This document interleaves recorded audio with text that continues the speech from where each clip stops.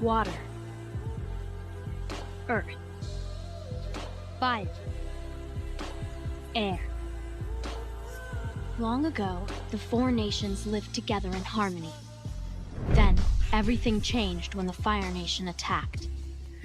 Only the Avatar, master of all four elements, could stop them. But when the world needed him most, he vanished.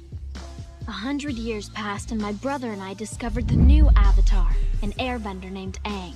And although his airbending skills are great, he has a lot to learn before he's ready to save anyone.